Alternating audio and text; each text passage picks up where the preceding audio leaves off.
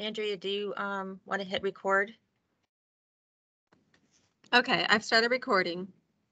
Thanks.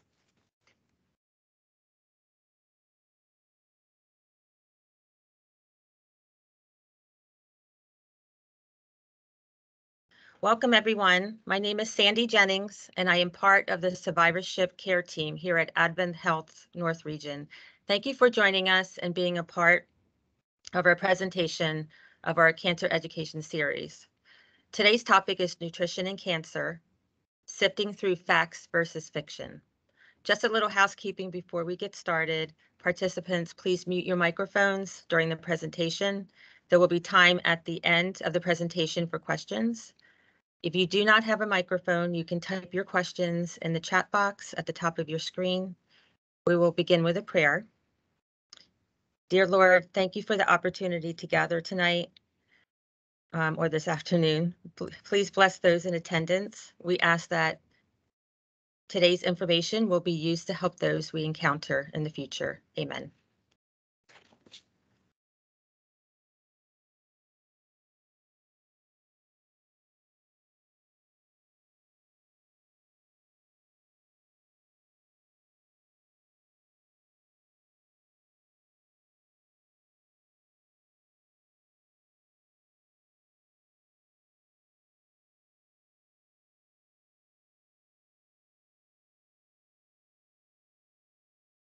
Jackie, are you ready?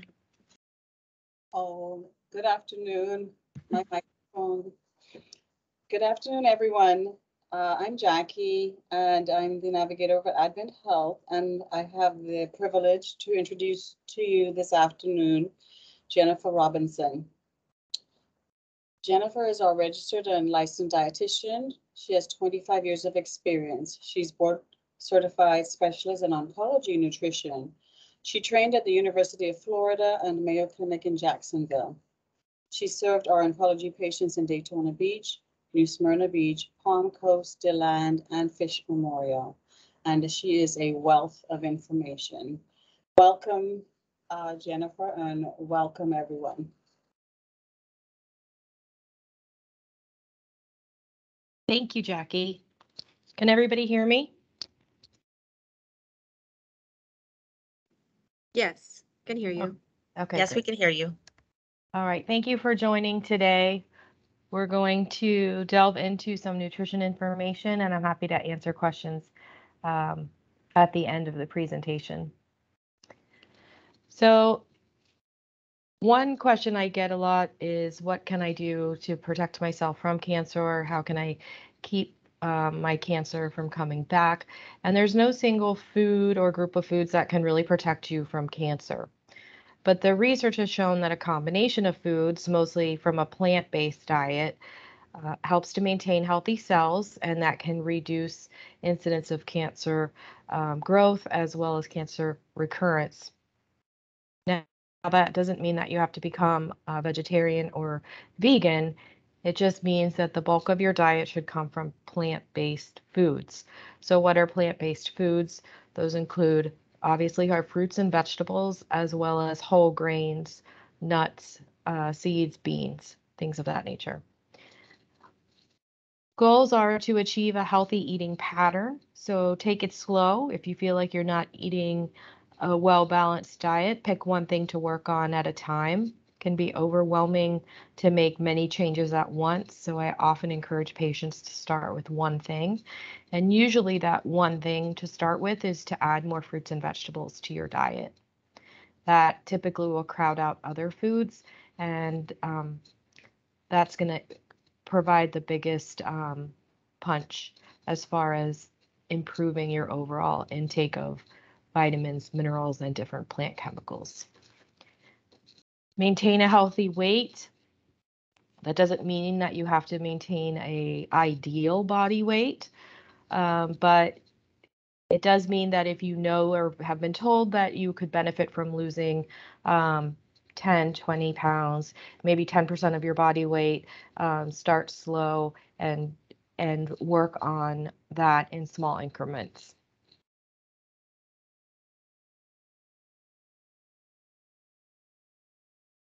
So the steps to take to improve your diet, as I mentioned, are to choose a variety of whole grains, fruits, and vegetables. So what does it mean when I say whole grain? So that includes whole wheat bread or whole grain bread. It can also mean brown rice instead of white rice, whole grain or whole wheat pasta. Always choose the things that are least processed. If you look at the back of a bread bag, the first ingredient should always say 100% whole wheat or 100% whole grain. Many patients ask, how do I know that I'm getting the right amount of fruits and vegetables or the right amount of vitamins and minerals from the fruits and vegetables that I'm eating? So the best way to do this is to just vary the colors of the fruits and vegetables that you eat and aim for at least 5 a day. That's not of each, but total. So don't always eat green vegetables or don't limit yourself to just, maybe strawberries and bananas. Try to really vary the colors that you're eating, and that makes it a little bit easier to know that you're getting in a variety of vitamins and different minerals as well.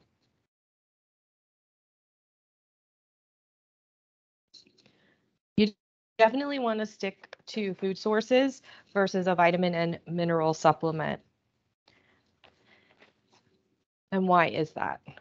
Your body's going to not only get the vitamins and minerals from the actual food, the whole food that you're eating, but it's also going to get what are called phytochemicals, which you'll hear me reference multiple times. And that's just a fancy word for plant chemicals. And there's different cancer fighting plant chemicals in all different sources of plant foods, and they all work in different ways along with vitamins and minerals to help us fight cancer and keep us healthy. So when you're taking just a single vitamin or a single mineral or even a multivitamin that just has different vitamins and minerals in it, you're missing out on some of those important plant chemicals that you're going to get from a food source. So as one of my favorite dietitians always says, if you're going to take all the good stuff out of a carrot or a tomato and try to put it in a pill form, it's probably going to look much like a carrot or a tomato. So just eat the whole food. You're also going to get fiber from whole foods versus a vitamin or a mineral supplement. And fiber, as we know, helps with regularity. It also helps keep us full longer. It's important in preventing colon cancer and so forth. So definitely want to stick with those whole foods.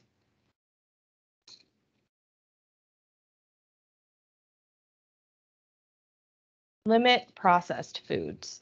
So the easiest way to limit processed foods that we all like, right, is to shop the perimeter of the grocery store. So most grocery stores are set up so that you have your fresh fruits and vegetables on the outskirts along with fresh meats and your dairy foods. And the processed foods that are prepackaged or canned are going to be more in the center of the store in the aisles. So if you limit the aisles, you're going to be eating a fresher diet. The one thing that I will say is that I would not be afraid of fruits and vegetables that are frozen. They're usually frozen right when they should be, and they don't lose a lot of their nutritional value. And maybe you're cooking for 2 people or 1 person and buying fresh produce, it goes bad sometimes before you can use it. There's nothing wrong with buying frozen fruits and vegetables or frozen produce and cooking it from its frozen state. That's fine. If you choose to use canned vegetables, they are sometimes higher in sodium, so I would definitely look for the ones that are low sodium or no added salt varieties, or rinse them off in a colander before you use them. They are going to be pre-cooked, so those vegetables may be lacking in some vitamins and minerals, but that versus nothing is better. So if you have to go that route, I would say that's fine.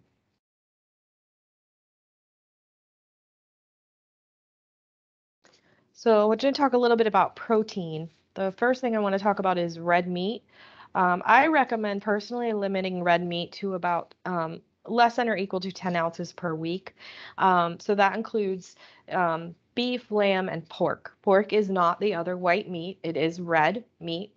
So limit your overall intake of red meat to about 10 ounces per week. And that relates to colon cancer. It also relates to breast cancer studies and things of that nature.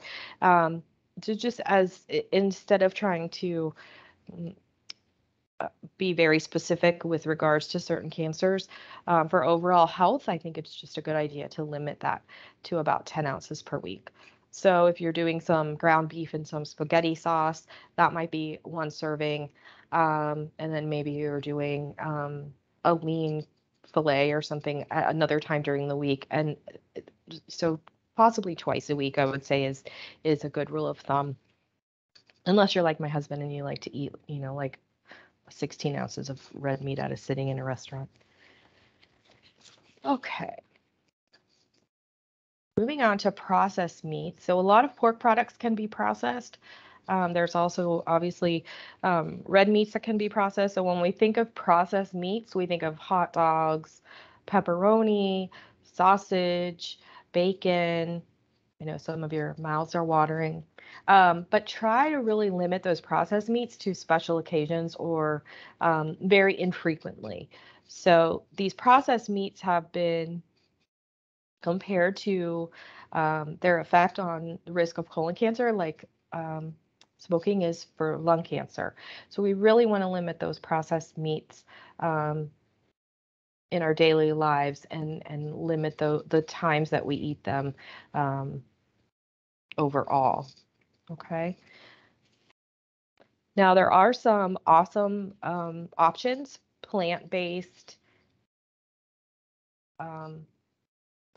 products that are tasty like processed meat. So I've personally tried chorizo that's plant-based and it's delicious. You would not know it's a plant-based product, and you may want to use that in some chili or some scrambled eggs or something like that for a little kick, so you don't feel deprived.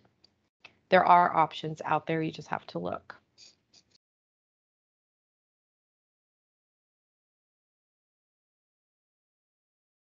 So another thing I want to talk about is probiotics. So probiotics are our gut or our GI tract contains good bacteria that helps us digest food. It keeps our, if you think of your GI tract as a puzzle, probiotics are kind of the glue that hold those puzzle pieces together. They keep things from leaving our GI tract and entering our bloodstream. So probiotics are a great way to keep your body healthy. A lot of people choose to use probiotics in a capsule form. I prefer to recommend, again, getting your probiotics from whole food. So that would be things like yogurt or kefir. Kefir is a yogurt drink, which contains quite a bit of colony forming units, and that's how we measure how much probiotic is actually in a food.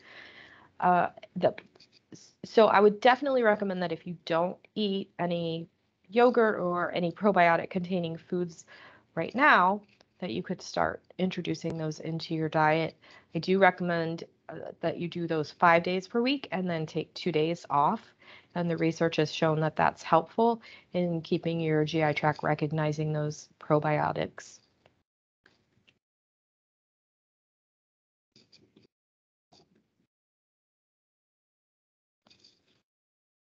So adequate fluid. Fluid is very important, especially here in Florida as we're approaching spring and summer. It's very easy to become dehydrated. If you're feeling thirsty, chances are you're already a little bit dehydrated. So you want to make sure that you're getting an adequate fluid every day. The minimum I would aim for is about 2 liters per day. So if you're drinking a 16-ounce water bottle, that's 4 containers for 16-ounce water bottles. Will give you 2 liters, and that would be a minimum. You can also count decaffeinated fluid. So if you like to drink decaffeinated tea. You can also count that. I don't necessarily recommend counting caffeinated fluid like coffee or tea, regular caffeinated tea. It sometimes can act as a diuretic and counteract what you're aiming for, which is to try to get in more fluid. Also want to talk about juice a little bit. I have patients ask about juice. I don't recommend that you drink juice on a regular basis. It is, I would recommend that you get your fruit content from whole foods, so a whole piece of fruit. If you're drinking juice, it can be very high in calories and have extra sugar added to it. And it can also, it takes away, you're not getting any fiber from it. So you're not going to feel as satisfied from drinking juice as you would eating a whole piece of fruit.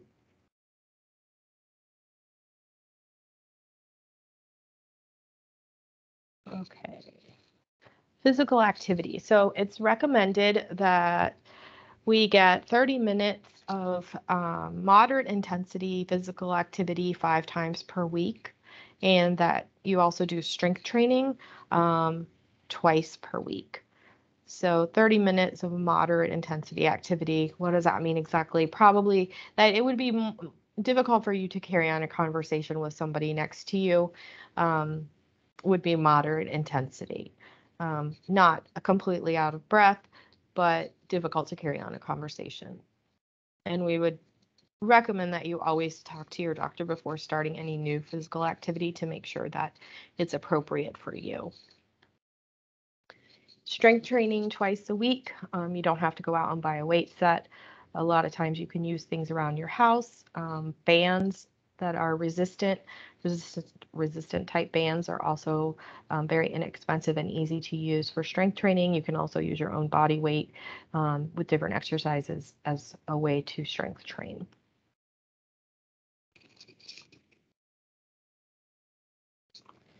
So moving on to some myths. So one question that I get all the time is, what about the sugar that I'm consuming?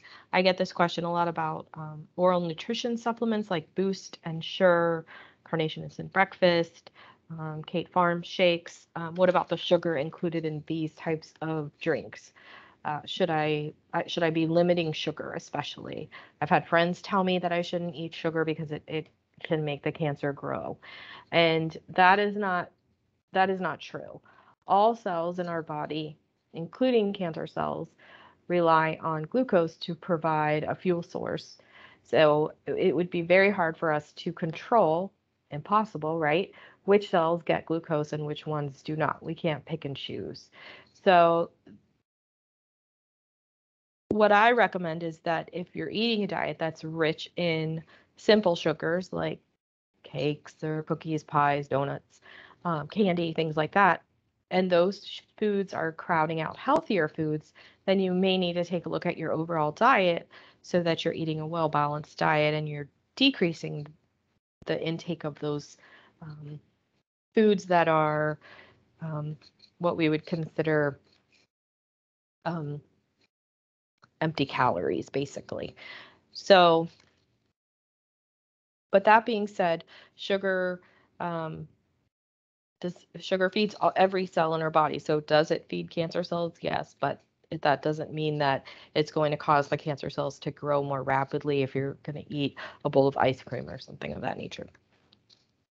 And a lot of times patients that are going through treatment have to rely on some sugary rich foods like ice cream or puddings, things like that, to get in enough calories for weight maintenance, which is what we definitely want during treatment. Okay, the alkaline diet. So there's a lot of buzz about the alkaline diet, alkaline water. That's expensive to purchase as well.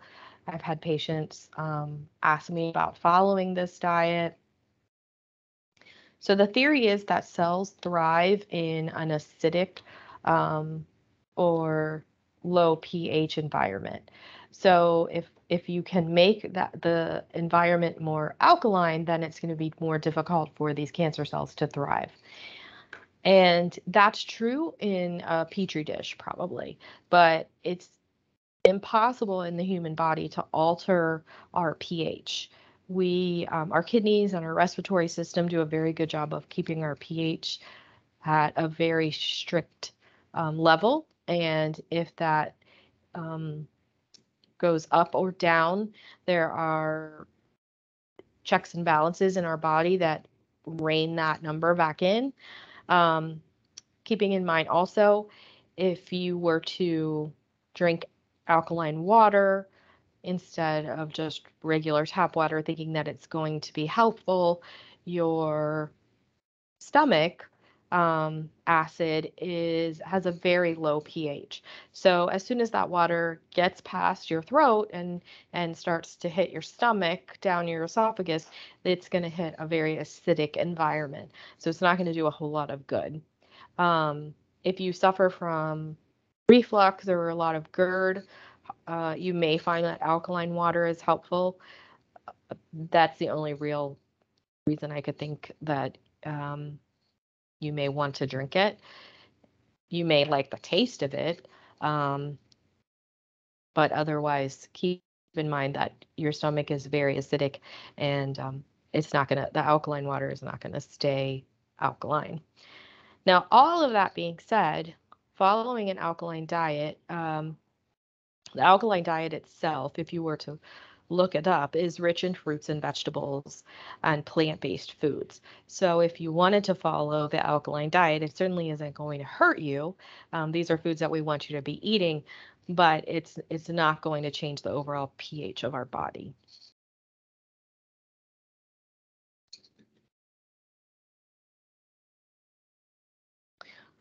Okay, so I would also like to talk a little bit about the keto diet. This is a diet that focuses more on eating fats and protein. It's very low in carbohydrates. It does cause the body to burn fat and produce a type of acid called ketones. The problem with the ketogenic diet is cutting out an entire food group is difficult. It would be difficult to stick with for a long period of time. And I have had patients ask about the keto diet and cancer research, and this has been mainly limited to mice, and they've looked at how it affects certain types of brain tumors. And so there is some effectiveness with certain types of brain tumors, but you have to follow the ketogenic diet very closely. It would be something that if I had a patient that was really wanting to do, I would probably have to refer them to a dietitian that specializes in the keto diet, because you want your diet to be very tightly restricted, so that you are producing the ketones that have been shown to be effective with certain type of brain tumors. Again, though, more research is needed. This is something that's very hard to stick with and long term, and we really don't know how effective it really is for patients with certain types of brain tumors. But there's more research coming, so we'll have to keep our eye on that.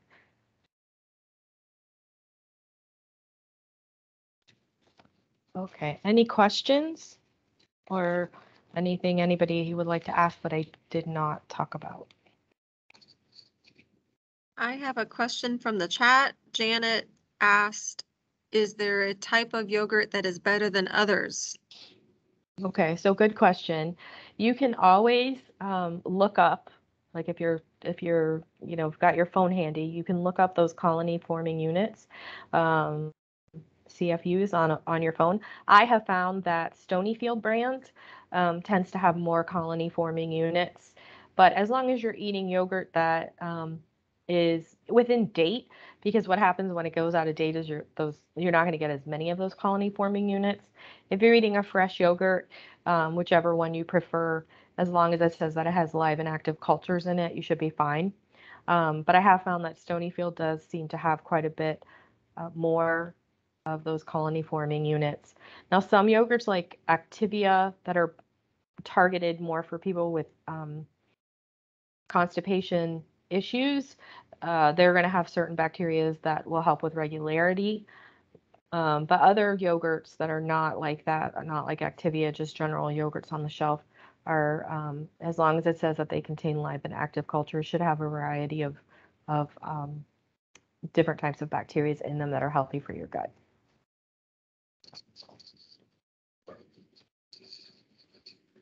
And another question from the chat from Sandy is, what are your thoughts on phytochemicals? So phytochemicals, there's millions out there. We don't even know all about phytochemicals because I don't think we've discovered all of them yet. But that's where eating the variety of fruits and vegetables in their whole form, not in a pill form, is so helpful, because you're going to get different plant chemicals that work synergistically with vitamins and minerals and so forth to keep us healthy.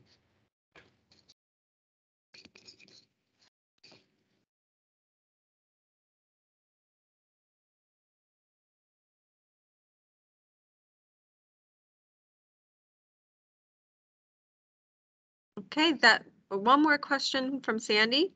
As a dietitian, how do you assist with our cancer patients' care?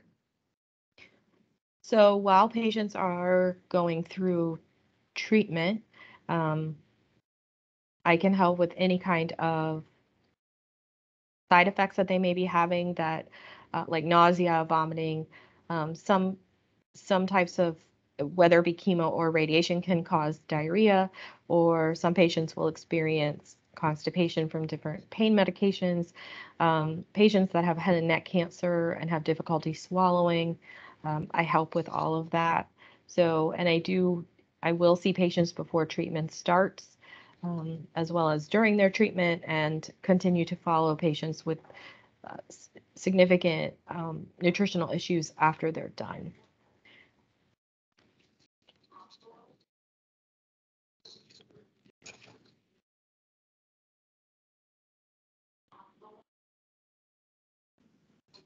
Well, that was a very great presentation, and I love listening to all your advice.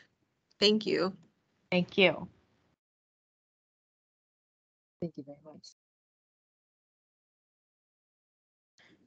Thank you, Jennifer, and thank you everyone for attending this this webinar.